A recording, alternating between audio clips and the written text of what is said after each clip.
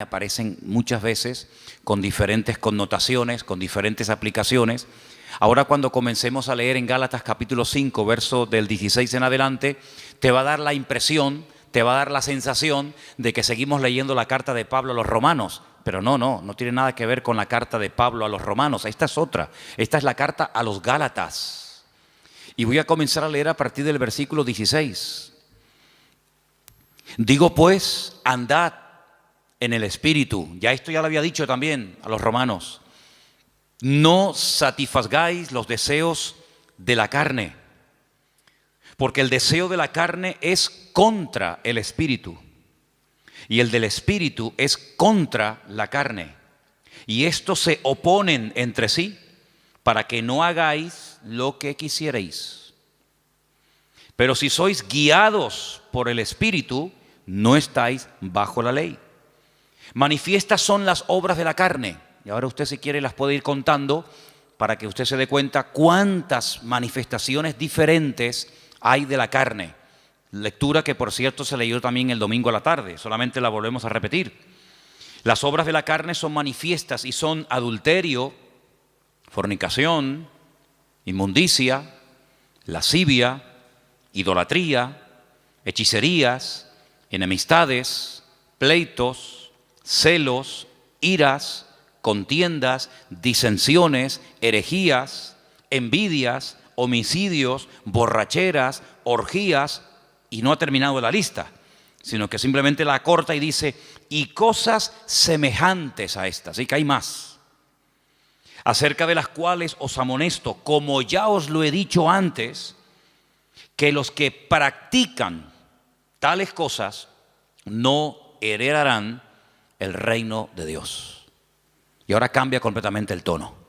Ahora se va al tema del Espíritu y dice, mas el fruto del Espíritu es amor, gozo, paz, paciencia, benignidad, bondad, fe, mansedumbre, templanza. Contra tales cosas no hay ley. Los que son de Cristo han crucificado la carne con sus pasiones y deseos. Si vivimos por el Espíritu, andemos también por el Espíritu. No nos hagamos vanagloriosos e irritándonos unos a otros, envidiándonos unos a otros. Si Pablo nos presenta un panorama muy real.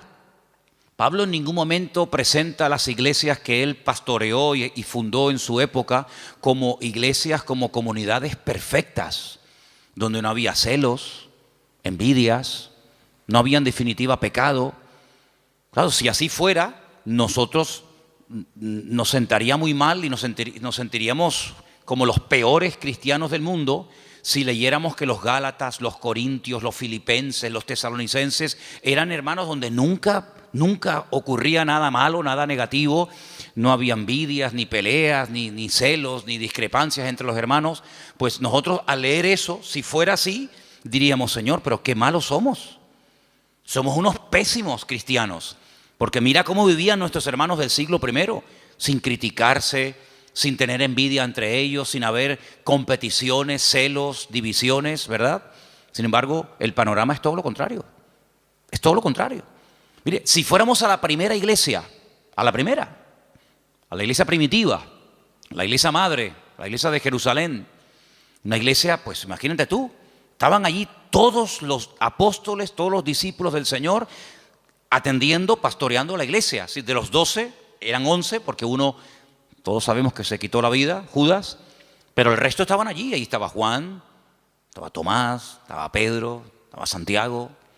Así que los mejores maestros, los mejores pastores, testigos presenciales de los milagros y de las enseñanzas del Señor.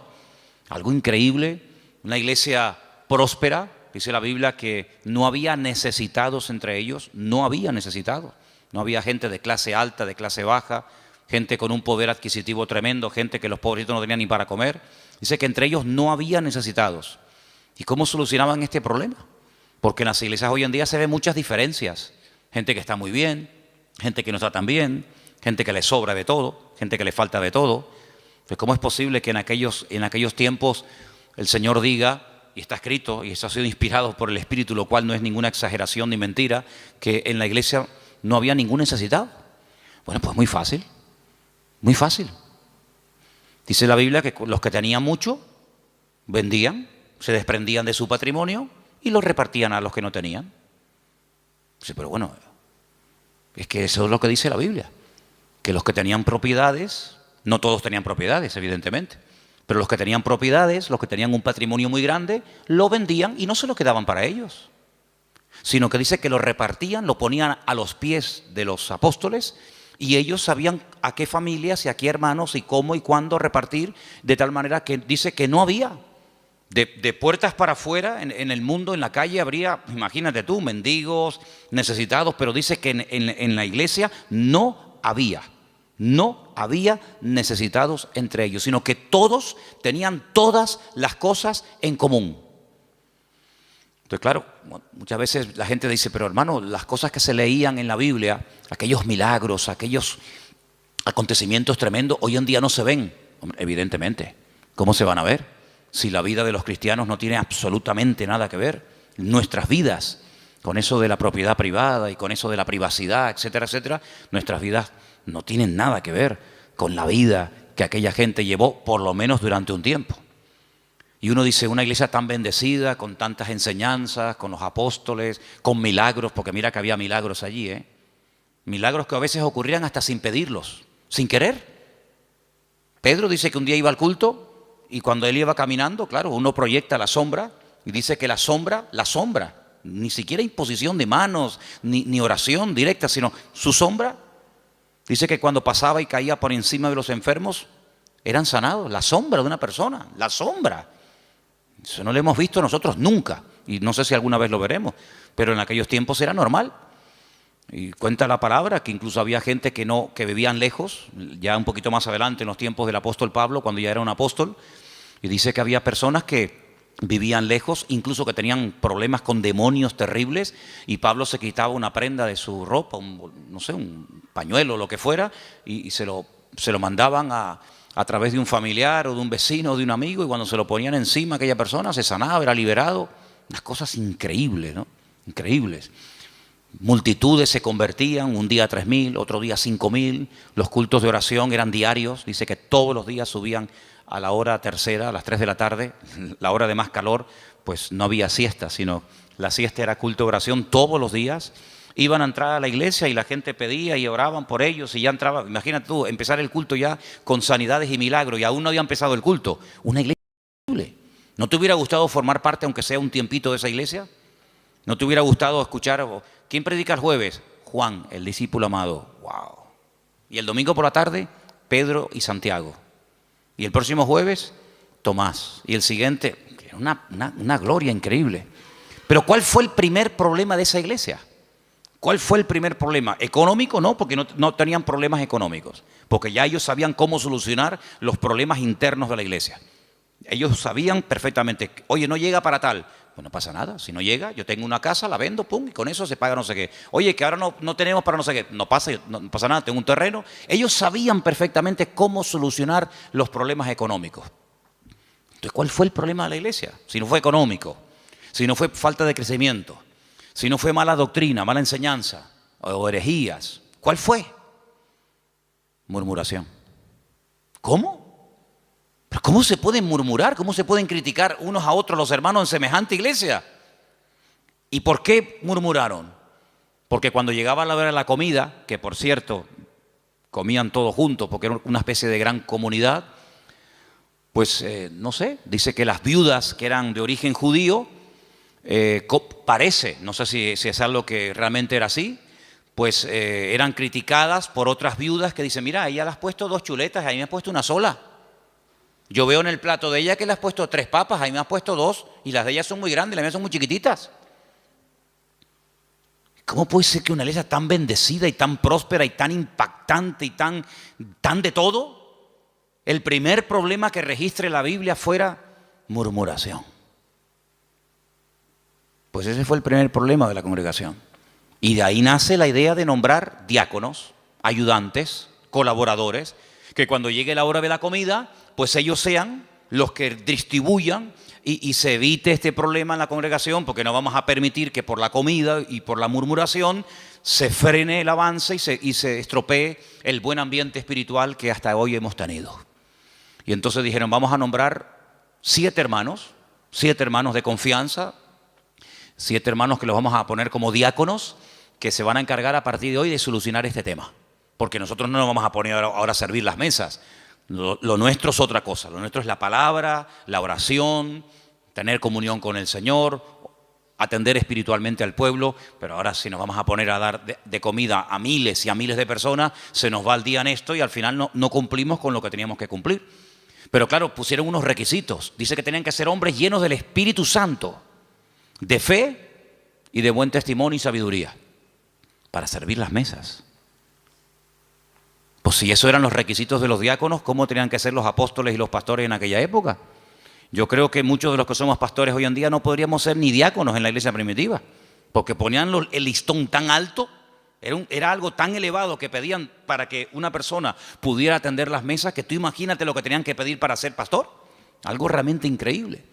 Así que vemos que el problema de la carne y del espíritu ya surgió en el seno de la primera iglesia, en la iglesia primitiva. Imagínate 2000 años después. Imagínate 2000 años después. Si viendo y viviendo en aquel tiempo y en aquel ambiente y aquella atmósfera de gloria, de bendición, de un mover de Dios espectacular, donde todo lo que ocurría era genuino. Las cifras que se dan no son aumentadas, no se estiran las cifras. Bueno, eran 200 los que se convirtieron, pero tú pones ahí 5000. No. Todo era genuino, los milagros eran genuinos, las sanidades eran genuinas. Todo lo que ocurría era genuino, no eran cifras evangelásticas. Eran cifras genuinas, milagros realmente del Señor. Si eso ya ocurría en aquella época, imagínate hoy en día cuando nuestro nivel de santidad, nuestro nivel de espiritualidad no tiene absolutamente nada que ver con el de nuestros hermanos de los primeros siglos de la era cristiana. Entonces vemos que el problema dentro de la iglesia fue la carnalidad. Ahora, oraba y le pedía al Señor, Señor, tiene que haber algún cuadro, tiene que haber algún pasaje en la Biblia para que este tema que estamos tratando últimamente de la carne y del espíritu, de vivir en victoria o vivir en derrota, nos resulte lo suficientemente gráfico como para captar lo que más o menos quiere decir la Biblia cuando habla de la lucha continua entre la carne y el espíritu. Y hay un pasaje extraordinario.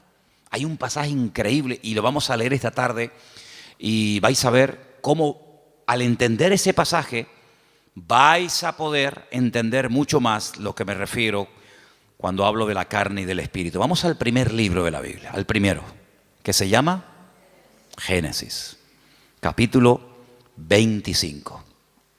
En Génesis capítulo 25 vamos a leer una historia muy conocida, pero de la cual vamos a extraer muchísimas lecciones para poder entender mejor la lucha entre la carne y el espíritu. Génesis capítulo 25, voy a leer a partir del versículo 19. ¿Lo tienen, hermanos? Muy bien. Dice así la palabra del Señor. Presta atención, hermano. Estos son los descendientes de Isaac, hijo de Abraham. Abraham engendró a Isaac. Y era Isaac de 40 años cuando tomó por mujer a Rebeca, hija de Betuel, arameo de Padán Aram, hermana de Labán, arameo. ¿Cuántos datos en un solo versículo? La edad, el nombre del padre, el nombre del hermano, un montón de datos, todos muy importantes. Quédese con esta cifra. 40 años tenía cuando Isaac se casa. Y entonces dice en el versículo 21, y oró Isaac al Señor por su mujer, que era estéril, y lo aceptó el Señor y concibió Rebeca, su mujer. Y los hijos luchaban dentro de ella y dijo, si es así, ¿para qué vivo yo? Y se fue a consultar al Señor. Y el Señor le respondió y le dijo, 2 naciones hay en tu seno, y 2 pueblos serán divididos desde tus entrañas. El uno será más fuerte que el otro, y el mayor servirá al menor. Esa es la palabra que el Señor le da a esta mujer atormentada. Esta mujer que lo está pasando realmente mal, porque tiene una batalla, tiene una guerra dentro de su vientre. Entonces ella dice: Señor, si estar embarazada es esto, yo no quiero vivir, yo no quiero seguir adelante con este embarazo, quítame la vida. Y entonces ella se va y se refugia en el Señor y le dice: Señor, explícame qué es lo que aquí está pasando.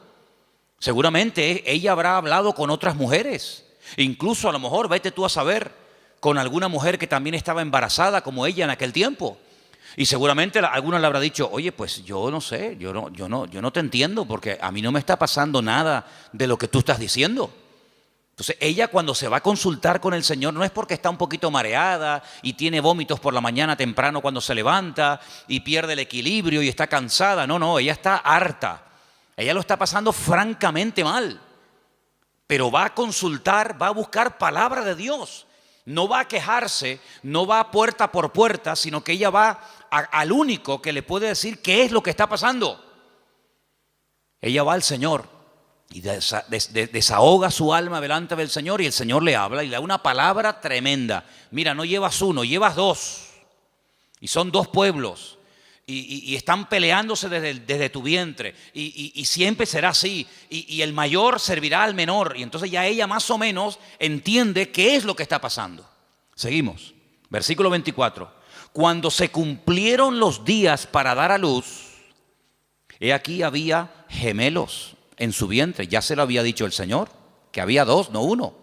Luego, aquí vemos que la primera parte de la palabra, no llevas 1, sino llevas 2, se está cumpliendo. Cuando ella vio salir 1 y vio salir al otro, ella seguramente habrá recordado lo que el Señor le había dicho. 2, llevas 2, no 1, 2. Luego, si la primera parte de la palabra se ha cumplido, prepárate, porque la segunda también se va a cumplir. ¿Cuál es? Que se van a llevar como el perro y el gato. Que el mayor va a terminar sirviendo al menor. Que están divididos, enfrentados, peleados desde el vientre, ya están peleándose. Imagínate cuando sean grandes. Entonces dice en el versículo 25 que salió el primero, dice rubio, ahora hablaremos acerca de eso, y era todo velludo, como una pelliza, y llamaron su nombre Esaú. Fíjate que en el versículo 25 dice: y salió el primero. Ahora tendría que decir el siguiente versículo: y salió el segundo, ¿sí o no? Pues no dice eso.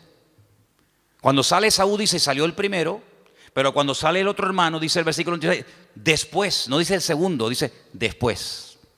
Salió su hermano, trabada su mano al calcañar de Esaú, y fue llamado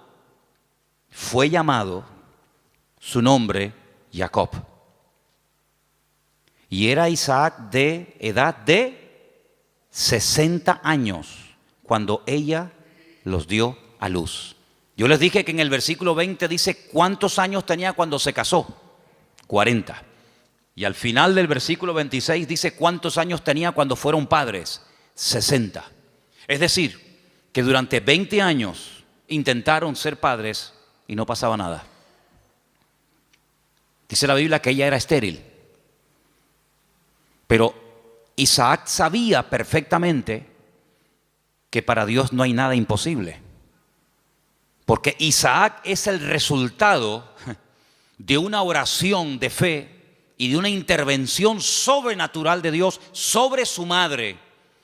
Porque ustedes saben que los padres de Isaac fueron Abraham y Sara. Y la Biblia dice que eran gente muy mayor. Ella era de 90 y él de 100 años, tú imagínate. Y para colmo, ella también dice la Biblia que era estéril. Luego, humanamente hablando, entre la edad y el tema de la esterilidad, imposible. Pero él vive. Él sabe que su madre fue sanada cuando su padre oró por ella.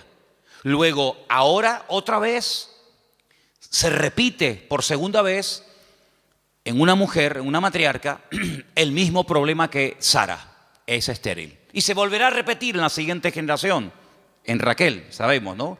Era Sara, era Rebeca y era Raquel. 3 generaciones seguidas de mujeres estériles, pero mujeres sanadas por el poder de Dios. Una generación le daba ejemplo a la otra y la otra a la otra y así sucesivamente. Se pasaban la fe de unos a otros. Por eso dice que era la fe de Abraham, la fe de Isaac, la fe de Jacob, el Dios de uno, el Dios de otro, el Dios de otro, ¿verdad? No se aprendían cosas en una primera generación y luego no llegaban esa segunda y se terminaba diluyendo la bendición, sino que la bendición iba de menos a más. Date cuenta que, por ejemplo, Abraham ora, Dios sana a su esposa y tiene 1. El hijo nace y ora por su esposa y tiene 2. Y nace el tercero, que sería el nieto, en este caso el hijo de Isaac, y en vez de 2, tiene 12 varones y una hembra. Luego la bendición siempre va de menos a más. Ahora, fíjate qué curioso, 40 años tenía cuando se casó, 60 cuando fue padre. Quiere decir que durante 20 años no hay registro en la palabra de que Isaac orara por este tema. Esta es la primera vez que encontramos a Isaac orando por un tema familiar. Esta es la primera vez que la Biblia dice que Isaac se paró y dice, lo hemos leído en el versículo 21, Isaac oró al Señor. Si ustedes leen antes de este versículo, en capítulos anteriores, no dice absolutamente nada. Luego, durante 2 décadas, durante 20 largos años, aquí no pasaba nada. Hasta que Isaac, el cabeza del hogar, se para y dice, aquí hay que orar. Pero el texto que estamos leyendo esta tarde me llama mucho la atención porque cuando dice en el versículo 21, y oró, esa palabra, vayetar, significa oró insistentemente, porfiadamente. No oró de una forma superficial. Bueno, Señor, tú sabes que queremos ser Padre, ayúdanos en tu nombre, amén. Venga, vamos a hacer otra cosa. Sino que él se metió en serio con Dios. Él dijo, aquí hay un problema. Curioso que no dice que su esposa también oró con él, sino dice que él se puso enfrente de ella a orar por ella. Eso es muy curioso. Él tomó autoridad y dijo, bueno, a lo mejor tú ya te has resignado a no ser madre. Pero dice que él se paró frente a ella y él oró fervientemente. Bueno, por ahí hay un versículo en Santiago que dice que la oración del justo puede mucho. No dice así, me equivoqué, perdón. La oración eficaz del justo puede mucho. Corregí porque no es lo mismo decir que la oración del justo puede mucho que decir que la oración eficaz del justo puede mucho. Si quitamos la palabra eficaz, da a entender como que todo lo que oramos resulta con éxito, y no es así. Es la oración eficaz. Algún día hablaremos de cómo se arma, cómo se construye, cómo se hace una oración eficaz. Porque hay gente que dice, es que yo oro y yo no veo resultados. Y yo pido, pero llevo 20 años y yo no veo. Entonces la Biblia dice, es la oración eficaz. Porque hay oraciones que no son eficaces. Son oraciones, pero no son eficaces. Y una vez conté aquí que Alejandro Magno tenía en su guardia personal un grupo, creo que eran como de 400 y pico mujeres, que la llamaban las amazonas, que eran mujeres que se cortaban un pecho, amazonas, con un solo pecho, se quitaban un seno, porque eran las mujeres que tenían que protegerlo a él, era su guardia pretoriana, por decirlo de alguna manera, era su seguridad privada, personal, y las mujeres, lógicamente, al tener pecho, pues no se puede pegar el arco como un hombre se lo puede pegar y de esa manera apuntar, sino que al no poderse pegar el arco, la flecha no sale como tiene que salir. Entonces se sacrificaban por su rey, se cortaban un seno, pues se llama amazonas, con un solo seno, y de esa manera, donde ponían la flecha o donde ponían el ojo, ponían la flecha. Entonces eran personas que se sacrificaban, se amputaban un miembro de su cuerpo con tal de cumplir con su cometido. Bueno, el Señor dijo una vez que si tu ojo te produce problemas, que te lo arranque. O si tu problema no está en los ojos, sino en las manos, pues arráncatela o córtatela. Porque mejor es entrar tuerto, ¿no? Se dice tuerto, ¿no? Mejor es entrar con una sola mano que no entrar. Entonces, si hay algún miembro de tu cuerpo que te está causando problemas, pues ya sabes lo que tienes que hacer. Si lo quieres tomar simbólicamente o lo quieres tomar literalmente, tú verás. Pero tú tienes la responsabilidad de cortar, de quitar de tu vida todo aquello que te está impidiendo obtener resultados. Sea mano, sea ojo, sea televisión, sea internet, sea móvil, sea amigo, sea novia, sea novio, sea vecino, sea vecina, sea perro, sea coche, sea moto, sea deporte, sea lo que sea, sea lo que sea. Cuando hablamos de acerca del ojo, no es que necesariamente me voy a arrancar el ojo, porque puedo seguir viendo por el otro. Entonces, estamos en la misma. Sino es todo lo que entra, porque dice la Biblia en Eclesiastés, cuando describe el cuerpo humano, ustedes saben que hay una descripción del cuerpo humano desde la cabeza hasta la coronilla, desde la coronilla hasta la planta de los pies. Cuando él llega a la parte de la visión, él dice que son las ventanas. Las ventanas. Y el Señor dijo, si tu ojo es bueno, si lo que tú ves, si lo que entra por las ventanas es bueno, todo tu cuerpo estará lleno de luz. Pero si tú abres la ventana, que son los ojos son las ventanas del alma. Con el alma tú la alimentas con lo que ves. La carne se alimenta con lo que ves. De hecho, lo que ves es lo que después la carne desea. Entonces, de ahí viene el refrán, ojos que no ven, corazón que no siente, ¿verdad? Entonces, cuando tú tienes las ventanas abiertas, pues tienes que saber seleccionar, porque hay cosas que mejor no verlas. Y exactamente es con la mano. La mano es, digamos, el miembro que habla acerca de lo que hacemos. Los ojos lo que miramos, lo que deseamos, lo que anhelamos, donde ponemos la visión, que después nos lleva a la acción, de la visión a la acción. Pero la mano representa la acción en sí misma. Hacemos con las manos. Cristo sanaba a los enfermos con las manos, tocaba a los enfermos, multiplicaba los panes y los peces. Las manos son, digamos, el medio, hablando de una forma simbólica de lo que hacemos, de lo que ejecutamos. Entonces, si lo que estás haciendo o lo que estás viendo, lo que está entrando en definitiva en tu mente y lo que posteriormente sale te está causando problemas, tienes que tomar medidas preventivas primero. Si ya no funcionan las medidas preventivas, entonces otro tipo de medidas, pero lo que no puede ser es que la carne esté superando la vida en el espíritu, porque dice la Biblia que los que viven en la carne no pueden agradar a Dios. Y los que son guiados según la carne van a la muerte, a la destrucción. Por lo tanto, hay esa lucha que vemos desde el vientre de la madre de esta mujer, de Rebeca, con estos dos hijos. Ahora, después dice, en el mismo versículo 21, cuando yo he dicho vayetar, significa orar porfiadamente, insistentemente, en el mismo versículo, cuando dice, y aceptó el Señor, ¿lo veis? Es la misma palabra, pero se pronuncia de una forma diferente, vayater. Vayater, vayatar, vayater. Se escribe igual, pero las vocales se ponen diferentes. ¿Y saben lo que significa eso? Aquí se ha traducido por aceptó el Señor. Aceptó el Señor. Significa que convenció a Dios. Dicho de otra forma, Dios se dejó convencer por la oración de Isaac. Es increíble. Dios se dejó convencer. A ver, ¿qué quieres? Presenta argumentos. Preséntame argumentos. ¿Por qué quieres ser padre? No tenemos la oración de Isaac. Solamente tenemos el hecho de que oró Isaac al Señor y el Señor dijo, está bien.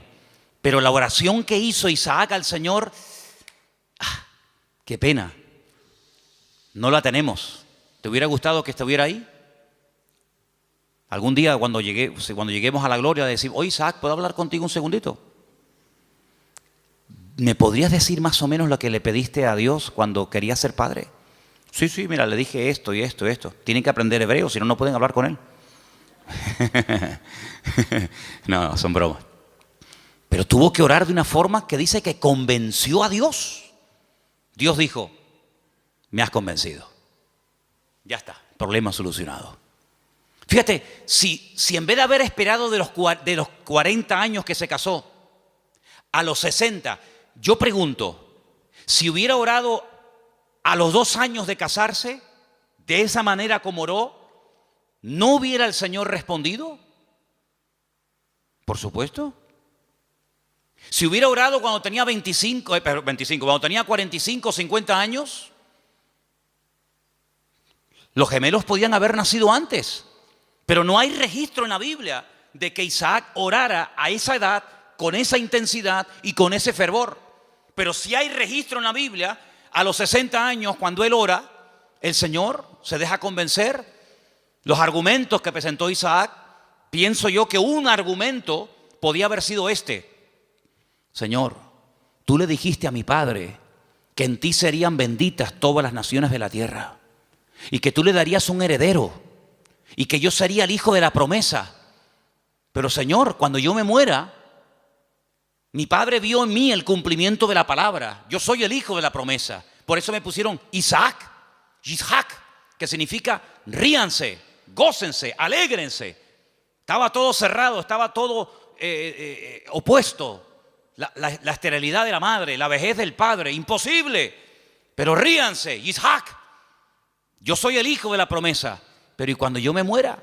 Se acabó la risa, se acabó la alegría. Cuando yo y mi mujer nos muramos, ya no hay continuidad. La bendición nació y murió con nosotros. ¿Cómo puede ser esto? Señor, dame hijos para que siga la bendición. Y ahí presenta argumentos. Y ahí, en el buen sentido de la palabra, Isaac dialoga, discute, pelea con Dios en oración y dice: Vayater, Dios se dejó convencer. Estoy de acuerdo, Isaac, perfecto. Tu mujer a partir de ahora quedará embarazada. Qué tremendo, ¿eh? Qué tremendo.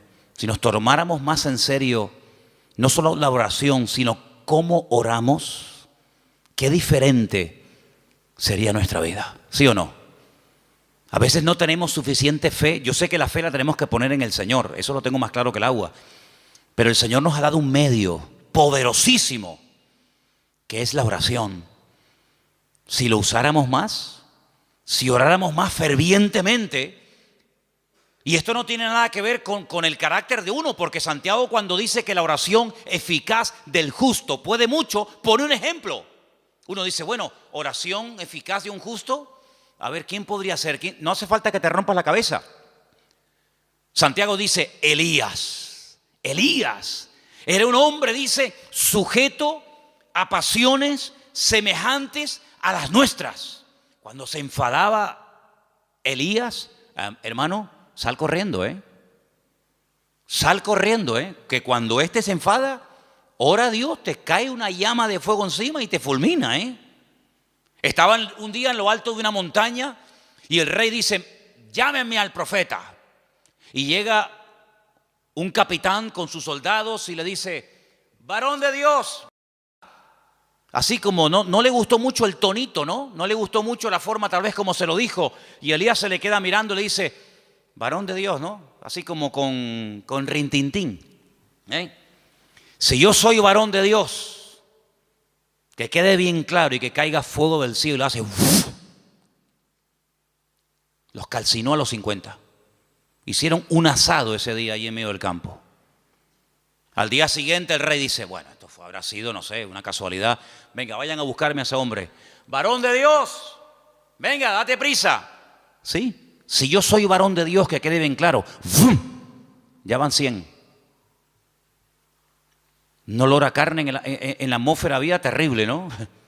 Tercer grupo, vayan a buscarme a ese hombre. Cuando llega el tercero se tira a tierra y dice, gran varón de Dios, ten misericordia de mí, por favor, no me quemes. Te pido, te suplico. Así me gusta. Ahí se baja Elías. Así era Elías, amigo. Así era Elías. Alguien dijo en cierta ocasión que si el Señor no se lleva en un carro de fuego a Elías, le prende fuego a todo el país. Porque para él todos estaban mal. Claro, para él todos estaban mal. En un día, mató a 100 soldados. Días más tarde, a 450 profetas de Baal les cortó el cuello en el monte Carmelo. Pero ¿este quién es? Y después hablan los americanos de Rambo. Esto es increíble, esto es tremendo este hombre. El Señor se lo tuvo que llevar con él. Pero mira, era un hombre que se desanimaba, ¿sí o no? Señor, quítame la vida, estoy harto, me siento solo. yo no, este no es mi sitio, no sé qué, orando tontería.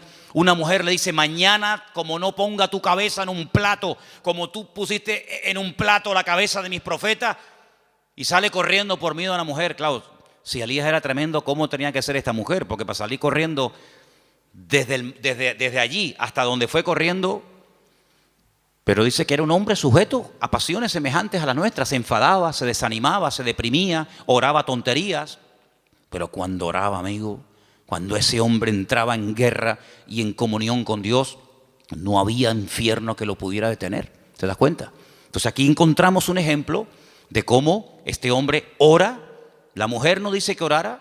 Bueno, pero que tienes que orar eres tú, que para eso eres el hombre, para eso eres la cabeza. Y tú tienes que traer la bendición a tu casa. Y la bendición viene cuando tú buscas de Dios, cuando tú oras sinceramente. Mira, el peor defecto que puede tener un hombre no es que no predique. Hermana, si su marido nunca va a ser un predicador, no se enfade con él. No todos han sido llamados a predicar. Ese no es el mayor problema de un hombre. El mayor problema de un hombre es que no sabe cantar. No. Hermano, hay hermanos que el Señor los bendiga. Por ahí no van los tiros. Es que a mí me gustaría tener un hombre que cante. Sí, pues mire, le tocó. No hay más, hermana. El problema de un hombre no es que no canta o no predica. ¿Tú sabes cuál es la peor desgracia que puede tener un hombre? Que no sepa orar. Ese es el problema más grande que puede tener una mujer, es que su marido no ora, que no sepa orar. Porque este hombre, cuando oró fervientemente y oró porfiadamente, insistentemente, automáticamente en la casa, todo cambió. Todo cambió. Ahora, la oración trajo problemas. Porque por la oración de Isaac, dice la Biblia, que su mujer lo estaba pasando mal. Pero ella, ¿qué fue lo que hizo? Lo que le enseñó su marido. Vete a hablar con el Señor, déjate de quejarte, vete a la cámara secreta y allí en la cámara secreta abre tu alma delante del Señor. Y el Señor le dio una palabra tremenda. A muy pocas gentes el Señor le da palabras específicas para sus hijos y a ella se los dio. Vamos a leerlo otra vez. 2 naciones hay en tu seno, 2 naciones, 2 pueblos serán divididos desde sus entrañas. Es imposible la convivencia. Un pueblo será más fuerte que el otro pueblo y el mayor servirá al menor. Tremendo. Este hombre cambió la situación de su casa porque oró por ella. Ahora, lo que me llama la atención, lo decíamos hoy en casa, que cuando su papá, cuidado con esto, cuidado, porque hay cosas que se transmiten a través de lo físico, de lo genético, pero también hay cosas que se transmiten de generación en generación por la vía espiritual. Si me sacan una célula de mi cuerpo, cualquiera que sea, y extraen un ADN de mi pelo o de donde sea, en un 99,9% ese ADN dirá que yo soy hijo de fulano de tal. Es inevitable, totalmente inevitable. Las famosas pruebas de paternidad. Ah, no, es que ese hijo no es mío. Sí, hazte una prueba de paternidad y ahí, amigo, ahí sale. O eres o no eres. Bueno, tal vez no. O eres o no eres. Lo genético, queramos o no, se transmite de generación en generación. ¿Y lo espiritual? Porque dice la Biblia que somos espíritu, alma y cuerpo.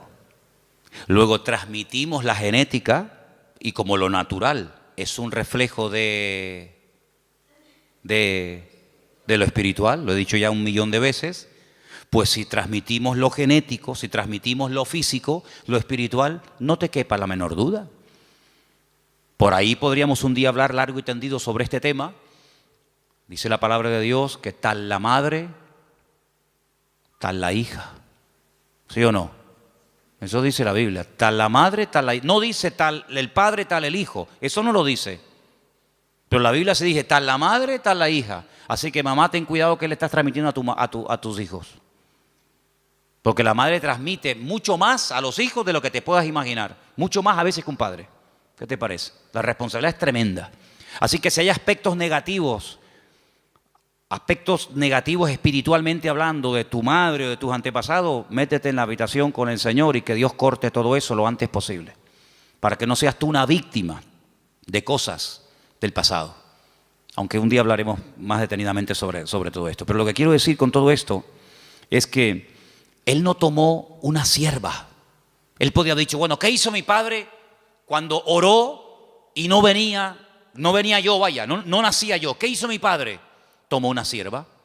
Era la costumbre de la época. La costumbre, no lo bíblico, no lo correcto.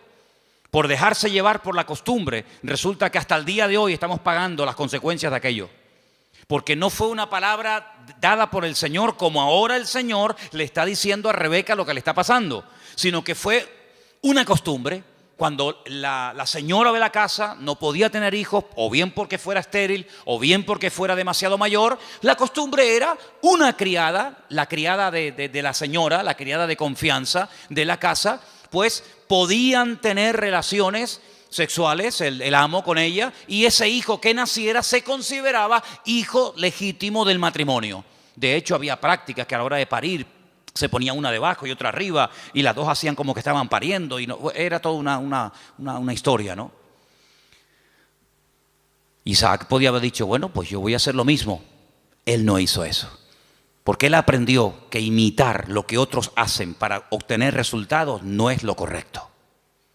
No hay que imitar lo que hacen otros, y mucho menos tomar costumbres y aplicarlas como si fueran principios bíblicos. Tú no tienes que imitar a nadie.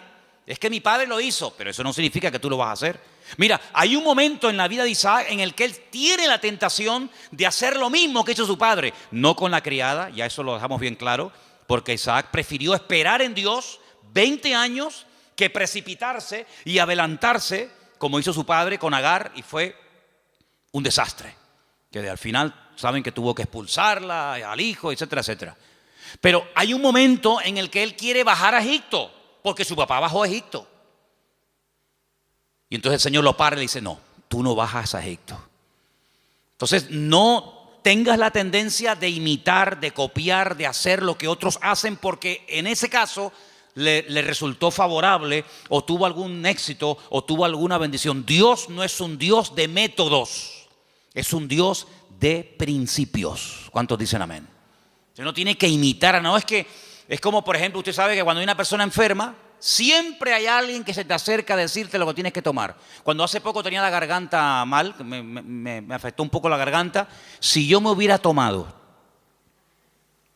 todo lo que me dijeron, me hubieran envenenado. Me hubieran envenenado. No, tienes que tomarte tomillo con un poco de orégano y con una cuchara y una yema de huevo. Al rato venía otro. No, lo que tú tienes que hacer es tomarte gárgaras de limón con miel por la mañana. Venía otra. No, lo tienes que hacer una infusión de jengibre. Si yo llego a mezclar todo eso, estaría muerto. Porque todos tenemos siempre la tendencia de decir a los demás lo que tienen que hacer. Y aquí vemos algo muy importante. Isaac dijo, mi padre hizo mal. Pero yo no voy a imitar a mi padre. Yo voy a orar al Señor, y aunque seguramente Isaac tenía muchas criadas y muchas siervas, yo no voy a hacer eso. Y eso se lo transmitió a su mujer, de tal manera que ella, cuando está mal, lo que hace es lo que su marido le ha enseñado. Vete a orar y el Señor te dirá lo que tienes que hacer. ¿Cuántos dicen amén? Tremendo, este pasaje me gusta muchísimo. Así que no toma el ejemplo de su padre, pero ahora vamos al versículo donde dice que los hijos luchaban dentro de ella. Dentro de ella. Hay otra versión que dice se agitaban. Hay una palabra un poquito extraña en hebreo que es vayitrosasú, algo así, que viene de la raíz ratz, que significa correr, destrozar, aplastar. Se estaban matando los hermanos en el vientre de la madre. No es que decía, échate un poquito para allá, como por las noches, ¿no? Cuando estamos durmiendo, sobre todo cuando hay calor, ¿no? Los matrimonios, cuando hay calor, que dice, échate para allá. Cuando hace frío, dice, échate para acá. No es que quedamos, para allá o para acá. Bueno, depende de la estación. Échate para allá, échate para acá. No es que estaban ahí incómodos, ¿no? ¿Verdad? sino que se estaban matando. Querían salir los dos antes de tiempo. Se estaban aplastando. Se estaban dando una cuerada entre ellos tremenda. Ahora, tú imagínate tener dos, si ya uno es complicado, imagínate tener dos que se están matando y peleando el uno al otro. Bueno, el otro día me contaron algo, yo no sé si será verdad o no, pero dice que una madre embarazada denunció a su hijo antes de nacer, porque le estaba dando un mal embarazo. Lo denunció. Y dice que un juez aceptó la denuncia y que cuando salga niño, no sé, lo llevarán a comisaría o le pondrán a la esposa, yo no sé. Denunció al hijo porque le estaba causando problemas al embarazo. Oye, hay que estar de verdad. Después dicen que nosotros estamos locos, pero el mundo está, bendito sea Dios. Denunció al bebé que aún no ha nacido. Imagínate tú, su propia madre. Pórtate bien, que te portes bien, que no te muevas. Imagínate dos peleándose ahí, matándose y pellizcándose y pegándose puñetazos. Es que hay dos dentro. Y uno es completamente diferente al otro. Y ahí es el cuadro que yo estoy utilizando esta tarde para reflejarles la realidad de la batalla que hay entre la carne y el espíritu. Uno tendría que sentirse tan mal como se sintió Rebeca cuando hay esa batalla interior dentro de nosotros entre la carne y el espíritu, que no nos queda más remedio que ir a hablar con Dios y desahogarnos con el Señor. Ella no dijo, bueno, esto es normal, sino cuando en nosotros hay esa guerra, como decía Pablo, Romanos capítulo 7, léanlo, es un capítulo tremendo. Pablo abre su corazón, Pablo se quita la careta y dice, hermanos, lo que quiero hacer no lo estoy haciendo. A veces hago cosas que no quiero hacer. Miserable de mí, ¿quién me librará de este cuerpo de muerte? Lo que quiero hacer no lo hago lo que no quiero y hay una ley dentro de mí.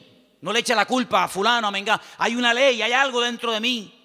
Es esa ley que la carne se rebela contra el espíritu contra la carne, igual que Jacob y Esaú, que se mataban y se pegaban el uno al otro. ¿Y qué hizo Rebeca? Se fue a hablar con el Señor. Eso es lo que deberíamos de hacer cuando nos sentimos mal, cuando queremos orar, pero no quiero orar. Cuando quiero leer la Biblia, pero no me da la gana de leer la Biblia. Y cuando quiero que Dios me bendiga, pero ya no quiero saber nada de Dios, me tiene cansado. Y cuando quiero ir, pero ya no quiero ir. Cuando hay esa lucha, no te resignes y digas, bueno, seré que soy raro, seré que soy un bicho extraño. No. Lo que tenemos que hacer es lo mismo que hizo Rebeca. Señor, ¿qué pasa? ¿Qué me está pasando, Señor? Háblame, ayúdame. Porque si no me ayuda, quítame la vida. Porque esto no es vida ni es nada. No lo dijo, pero casi probablemente estuvo tentada a decir, es que yo estaba mejor antes que ahora. Yo estaba mejor antes cuando era una mujer estéril, sin hijos, que ahora que tenía que estar saltando de alegría por estar embarazada, pues antes yo vivía y me sentía mejor que ahora. Ahora que me has bendecido, esta bendición me está trayendo unos problemas terribles. No dijo todo esto, lo estoy diciendo yo, a ver si me entienden. Pero ¿cuántas veces puede pasar por nuestra mente? ¿Cuántas veces nos pueden cruzar los cables por nuestra mente y decir, ¿y ahora qué? Ahora, y lee la Biblia y vas a la iglesia y no sé qué, y te das cuenta. El diablo es tremendamente cruel con nosotros. Y nos hace ver un panorama irreal, pero lo pinta de tal manera que parece que es real. Tremendo. Ya se lo dijo al Señor, solamente te quiero pedir una cosa, que te postres y me adores. Y si lo haces, mira qué fácil, te postras, me adoras y ya está. Te doy todos los reinos de la tierra. Y el diablo lo que quiere, detrás de toda tentación, detrás de todo ataque, siempre está lo mismo. Claudica, tira la toalla, ríndete. ¿Y qué es rendirse? Es darle la razón al diablo. Pero dice la Biblia, sométete a Dios, resiste al diablo y huirá de vosotros. ¿Cuántos dicen amén? No dice, no, yo me someto a Dios y el diablo huye. Es que no dice eso. Como tú te estés montando una vida cristiana diferente a los principios que dice la palabra, te vas a llevar cada palo, te vas a llevar cada desilusión, porque ves que haces cosas y no funcionan. Y no hay nada peor que hacer algo y ver que no funciona y te enfadas con Dios. Someteos a Dios, someterse a Dios. ¿Qué es someterse a Dios? Habrá que explicar a estas alturas lo que es someterse a Dios. Hermano, rendirse a Dios sin condiciones. Es que yo siento, es que yo creo, es que a mí me parece, es que yo haría. Someterse, rendirse. Tú has perdido la guerra, el que manda soy yo. No me digas a mí dónde tienes que vivir, cómo tengo que vestirte, cómo tengo que tratar, porque tú te has rendido. El que he ganado soy yo, y el que gana la guerra le dice al vencido, cómo tienen que hacerse las cosas. No me vengas a poner condiciones. Someterse a Dios, rendirse a Dios. Ya no vivo yo. Muy bien, perfecto, perfecto. Ahora que te has sometido, ahora que te has rendido, ahora puedes resistir. ¿A quién? Al diablo. Y huirás, tiempo futuro, huirás. Pero no me dices cuándo, no. Te digo el presente, sométete, resiste, tiempo presente. Y en futuro, la victoria, huirás. Es decir, si tú te has sometido a Dios, tú sabrás, yo no sé. Si tú te estás sometiendo a Dios diariamente, porque no es que me sometí el domingo pasado y durante toda la semana hago lo que me da la gana. No, me someto el lunes, me someto el martes, me someto el miércoles, me someto cada día, cada instante de mi vida. Si yo me estoy sometiendo, yo tengo que resistir el lunes, el martes, el miércoles. Y si no se ha solucionado el problema, si no ha huido el enemigo, si no se ve un rayo de luz en el horizonte, ¿qué hago? Pues quiere decir que tienes que seguir sometiéndote a Dios y resistiendo. Sometiéndote y resistiendo. ¿Hasta cuándo? Hasta que huya. Ese es el objetivo, hacer huir al enemigo, ¿sí o no? Cuando tú te montas en un avión, imagínate que te vas de aquí a Madrid. Y por el camino dice... Señorita, una preguntita, por favor. ¿Estas turbulencias es normal? Sí, es normal. ¿No me podría dejar usted a mí por el camino, por favor? ¿Cómo? ¿Cuánto tarda esto? 2 horas y media. ¿2 horas y media? No, yo no. Dígale al chofer que en la próxima parada me bajo. Menos mal que no hay timbre en los aviones. Si hubiera timbre... ¿Cuántas veces le darían la paliza al pobre piloto? Para, aquí me quedo. No, tú tienes que llegar hasta el final, porque tú saliste de un sitio para llegar a otro. Y en la vida cristiana no hay paradas intermedias. Saliste y no volváis atrás, dice la Biblia. El Señor le dijo al pueblo de Israel, no hagan otra vez nunca este camino de vuelta. Yo los he sacado de allí para llevarlos a la tierra de prometida, la tierra que fluye leche y miel. No se les ocurra nunca más, ni a ustedes, ni a vuestros descendientes, hacer el camino de vuelta a Egipto, porque no hay marcha atrás.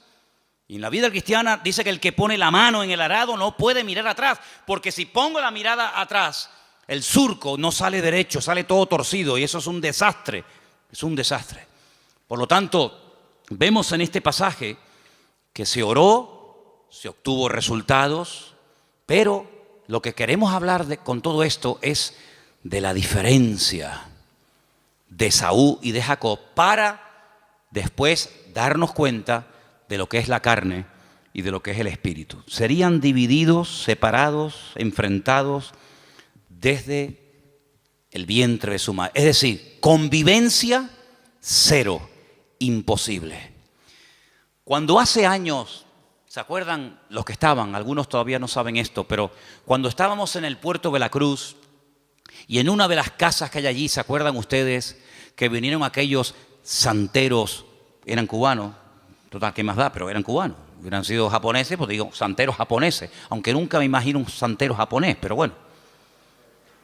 Vinieron aquellos santeros japoneses y lo primero que me dijeron el primer día, dice, venimos a por ti, por tu casa, por tu iglesia, por tu ministerio, vamos a destruirte. Ya. Yo miré así para que no hubiera ningún hermano y me escuchara. Porque algunos cuando a lo mejor vieron a Cristo volcar las mesas y se sacó el cinturón, dijeron, ¡ah! El Señor se enfadó. Sí, se enfadó, porque hay momentos para enfadarse. Entonces el Señor volcó las mesas y lo volcó correctamente. No se equivocó. ¿Ustedes creen que se equivocó el Señor? Lo hizo todo perfecto.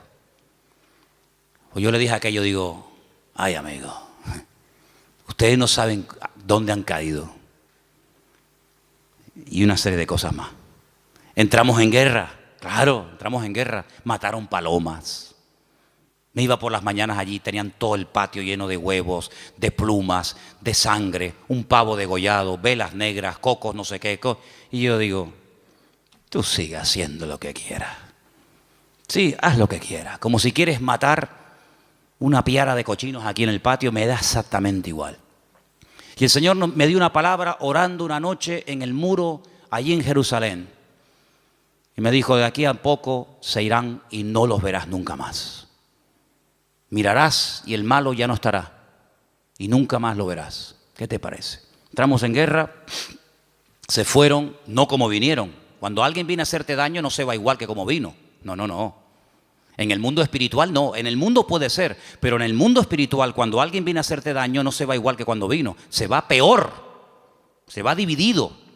Dice, por un camino viene y por 7 se marchan. Sí, la reacción a nuestro favor siempre es en contra del enemigo, evidentemente.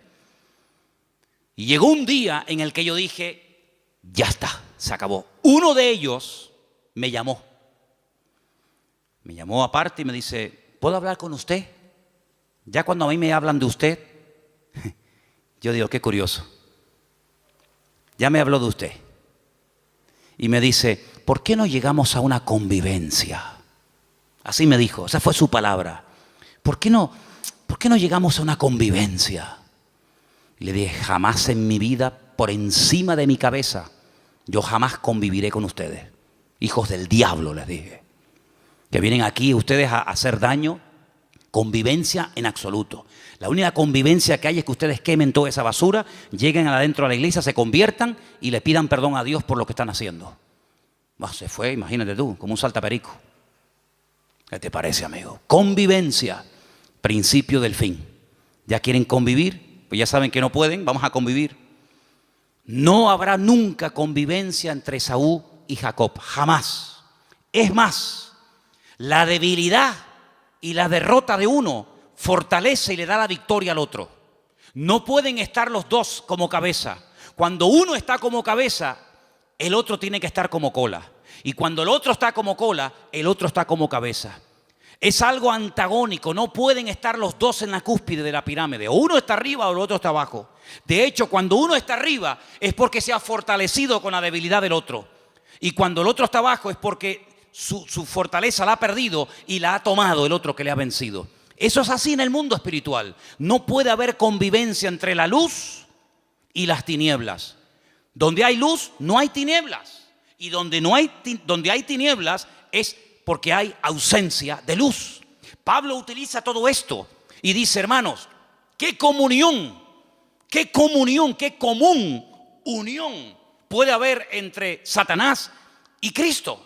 ¿Qué común unión puede haber entre la luz y las tinieblas, entre un inconverso y un creyente? Ninguna. Por eso dice, no se unan. El mundo quiere unirse, claro. Para el enemigo eres atractivo, para el enemigo eres un trofeo de guerra. Pero le dice el Señor al creyente, no al inconverso. Al creyente dice, no te unas. Él querrá unirse contigo. Hay gente del mundo que se enamoran de chicas cristianas. Hay chicos de la calle que se enamoran de chicas y los del mundo claro, porque tienen un atractivo, tienen una gracia de Dios. Pero tú enamorarte de uno del mundo, ¿estás loco o qué? Es convertirte en tinieblas siendo luz, amigo. Es increíble. No hay ningún tipo de convivencia y por eso lo que el Señor le está diciendo a esta mujer, a Rebeca, es que no habrá convivencia ni dentro ni fuera, ni cuando son chicos ni cuando son grandes. Y cuando los dos nacieron, dice la Biblia que uno era de una manera y otro era de otra. Es decir, natural reflejaba lo distinto que eran el uno del otro. Y eso es lo que tenemos que tener en cuenta para darnos cuenta de que vivir en la carne es totalmente opuesto a vivir en el espíritu. Y no he terminado, mira todos los apuntes que tengo aquí apuntes para una semana, pero quiero terminar diciendo algo, escúcheme bien. Si alguien se pregunta, ¿y puedo vivir un poquito en la carne y un poco en el espíritu? Por ejemplo, sábado hay culto de jóvenes, ¿no? ¿Sí o no? Bueno, pues el sábado canto, oro, alabo a Dios. El domingo también, porque hay culto, entonces tengo que portar bien. No puedo comportarme mal, ni decir palabrotas, ni... Sábado y domingo está bien, total. Pero claro, ya el lunes, el martes que no hay culto, el miércoles que no hay culto, entonces no has entendido nada. Porque no se puede convivir, no se puede vivir en la carne y en el espíritu. Hubo un hombre en la iglesia de Corinto que estaba dentro de la iglesia, dentro del cuerpo de Cristo, pero estaba viviendo en la carne. ¿Sabéis el caso, no? Dice la Biblia que el pecado que estaba cometiendo, cuando Pablo se lo comenta, dice, oye, pasa esto, esto y esto. ¿Cómo? Dice, lo que ese hombre está haciendo, el pecado que está cometiendo, ese perverso, lo llama así la Biblia, perverso, que viene de pervertido. Dice, ni los del mundo lo practican. Ni los del mundo están viviendo en tanto desorden como ese que se llama hermano, pero se ha metido dentro de la congregación y no tiene nada que ver con una vida de un cristiano. Pablo dice, yo ya lo tengo claro. Bíblicamente dice, yo ya he juzgado ese caso. Yo ya lo he juzgado. Juntaos vosotros con mi postura, con mi espíritu, con mi determinación y cogerlo y sacarlo de ahí. Entréguenselo a Satanás para que destruya la carne, a ver si su espíritu se salva. Una cosa increíble. Entonces le dijeron, mira, ven para acá, aquí no puedes venir más.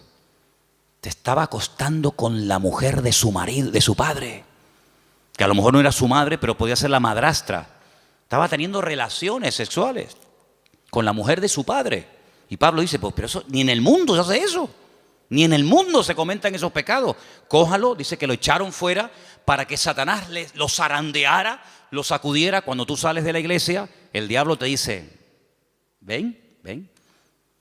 El 4 de junio tú estabas aquí en la plataforma llorando, diciendo, Señor, usa mi vida, voy a servirte, cuenta conmigo, diablo, te reprendo, te ato. Y el diablo escuchando. El diablo dice, hoy está eufórico, hoy está animado, le tocó el mensaje, está potente. Espérate la semana que viene. Cuando estás, no voy más a la iglesia, estoy desanimado. No sé qué. El diablo dice, ven para acá. ¿Qué me dijiste tú el otro día por la tarde? Te reprendo, diablo, fuera, diablo. Ven, te mete una sacudida en un minuto que tus 6 meses de cristiano te los tira por tierra, amigo. Te mete una tunda que en algunos casos algunos ni se levantan. Fíjate lo que te digo, ¿eh? Cuando ustedes oren, ustedes se están comprometiendo, el mundo espiritual oye, los demonios oyen, los ángeles oyen, Satanás oye, Dios oye. Y el mundo espiritual tiene una característica que a veces los seres humanos hemos perdido, y es que son pacientes. Son pacientes, saben esperar, son sigilosos como la serpiente, que están horas y horas y horas en un charco de agua colgados en un palo. Horas ahí sin moverse, no pestañean nada, esperando que pase una presa. Uno dice, vámonos ya, aquí no viene nadie, está uno pescando, llevamos 10 minutos, pues espérate un momento, si acabamos de llegar, vámonos ya. La serpiente está ahí esperando, 1 hora, 2 horas, hasta que ¡ra! Son así, amigos. Entonces el diablo en el mundo espiritual hay esa característica de saber esperar. ¿No dice la Biblia que está como un león rugiente? ¿Buscando a quién? ¿A quién devorar? A veces no lo tiene fácil, hay que ser sincero. A veces no encuentra uno una presa fácil. Pero cuando el lobo, cuando el león, cuando el animal que va a cazar, que vive de la carne, de lo que mata, va a cazar, no ataca al primero que ve. Jamás hace eso. Se sube en un lugar alto y observa la manada. Hay 3.000 ñus, 200 cebras, 400 antílopes. ¿Y a dónde ataco? ¿A dónde voy? Espera. Y empiezan a observar. Uy, aquel camina raro. Empiezan a mirar. Va cojo, es mayor.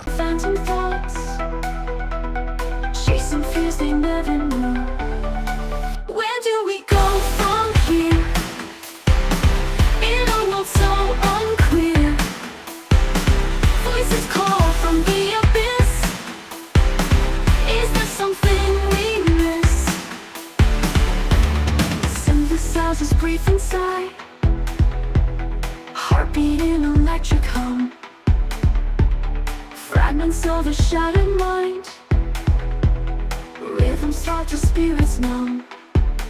In the silence, can you hear harmony with every tear? Symphony of restless souls, an eternal burning cause. Where do we go from here? In a world so unclear,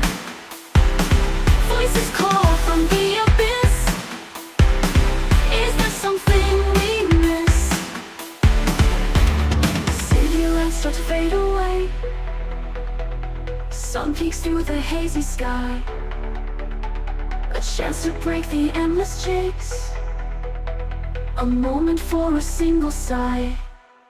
Maybe this is where we start, a brand new map within our hearts.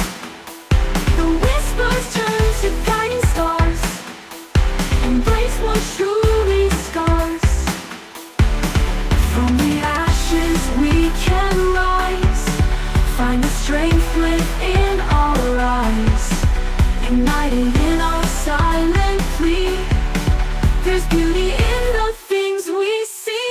This is where we go from here, through a world that can be clear. Listen to the whispers rise, we'll find what we all despise. Flowing through the streets no more, leaving futures to explore. The ghosts of yesterday won't stay, we'll find our light, a brand new day.